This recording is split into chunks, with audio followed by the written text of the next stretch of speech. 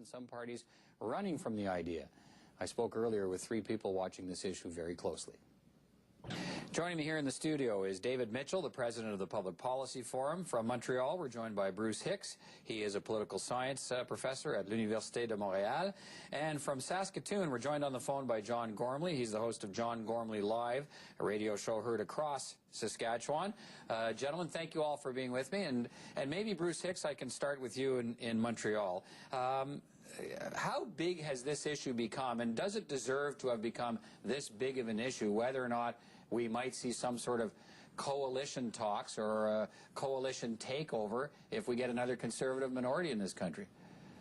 Well, it certainly dominated the first few days of the campaign. I think that's a very strategic on the government's part. I don't think it deserves to be an issue because Michael Ignatieff was the last person to sign on to the idea of a coalition, and he's the person who scuttled it in 2008. So I don't think it's in his plans, but you know, there is a fear of coalitions, and raising the specter does help the Conservatives, at least for the short term. We talked about this, David Mitchell, last week, and this whole idea of a coalition and why people were getting so exercised about it.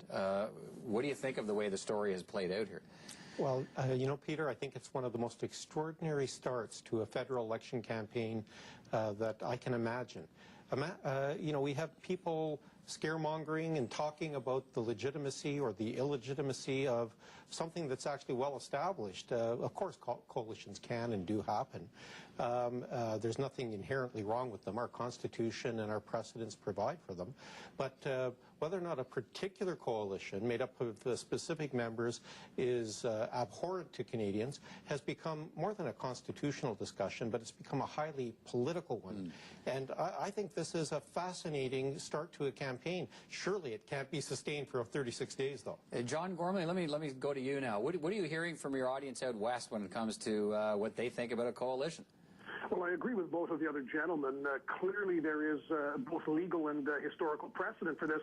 But the beauty in politics is this is the ultimate wedge issue early on because it forces you into the camp of, well, we wouldn't have this fuss if Stephen Harper just had a majority government, which obviously here in Western Canada, in the one province that polls higher for Harper than even Alberta next door, that's a fairly attractive kind of wedge issue. But I agree with the other gents that I do not see this sustaining much past today, tomorrow at the best. Bruce Hicks, you know, any chance this would be, and I think that's what the government wants, is this a defining issue in this campaign, or does it now, as it may be starting to do today, does it take a backseat and maybe a distant backseat at some point to a policy discussion?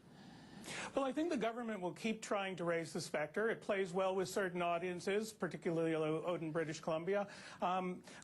Whether or not it can be sustained, I think my colleagues are correct that it can't be sustained. It's also really interesting that the government is framing this issue. You know, it's not the government trying to defend why it should be a government with only 36% of Canadians supporting them. It's the opposition on the defensive saying it won't take power, even if all the parties in the opposition support the Liberals.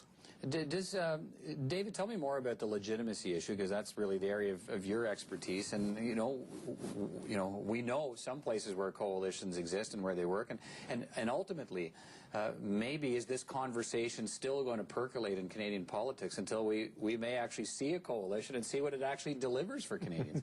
Well, you know, Peter, I think it's all about government formation. How are governments formed in a parliament that is a minority parliament, where no single party has a majority of the seats? We've seen in other jurisdictions, in the United Kingdom, we have a coalition government currently. In Ireland, there's a coalition government.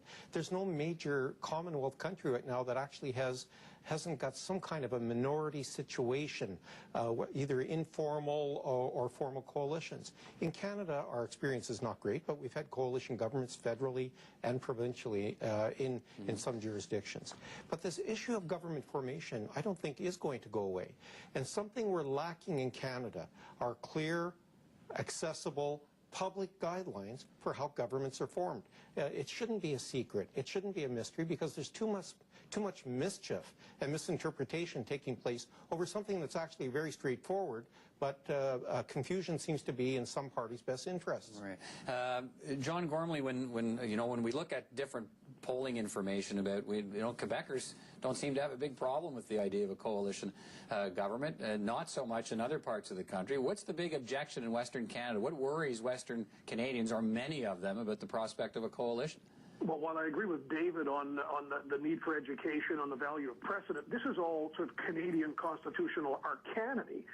Most people look at this and say, we have no problem with coalitions when it's the party that attained the most seats.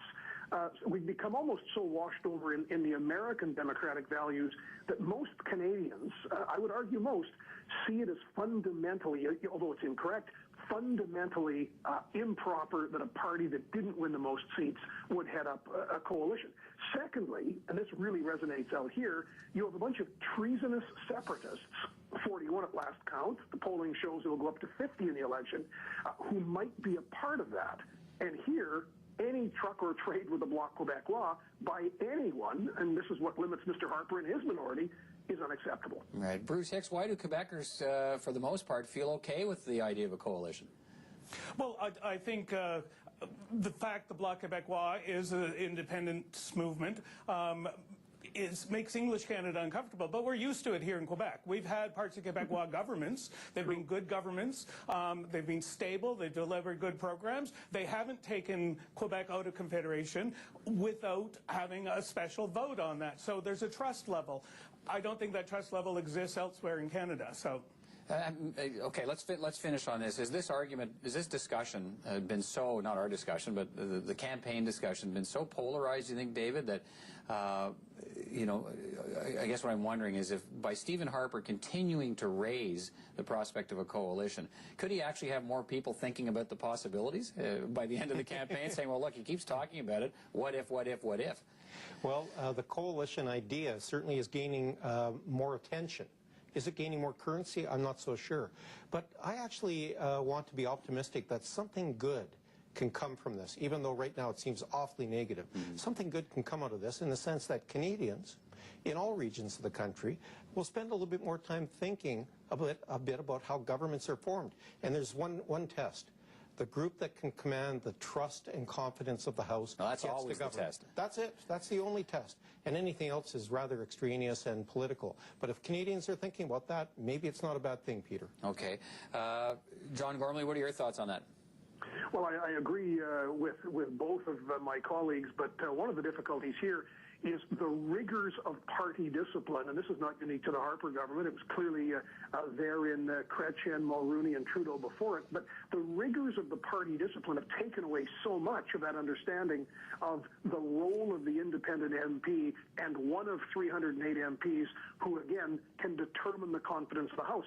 So we've got a bit of a collision of values. We've got this great and rich parliamentary tradition colliding with realpolitik.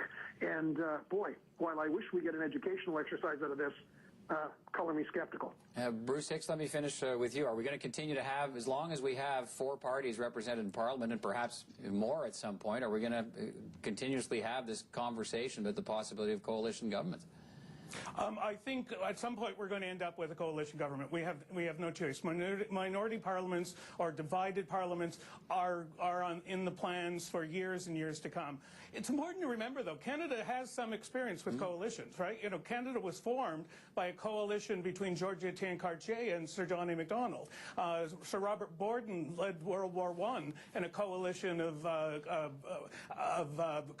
pro-conscription liberals and conservatives. Winston Churchill, World War II, you know, the problem for the education side is no one's actually speaking on behalf of a coalition. You only have Harper speaking against it. And for education to take place, I think you need an actual dialogue. David, do you think we're going to get a coalition government at some point? At some point, it's almost inevitable in a fractured political structure like Canada with the party system described as it is very accurately. Someone is going to have to reclaim the concept, because right now it's been demonized by all parties to some extent. But at some point, let's face it, our political parties are going to have to work together to make Parliament function and to make democracy function in our country. And that probably spells either a capital C or a lowercase c coalition somewhere in our future. All right, John Gormley, final word to you.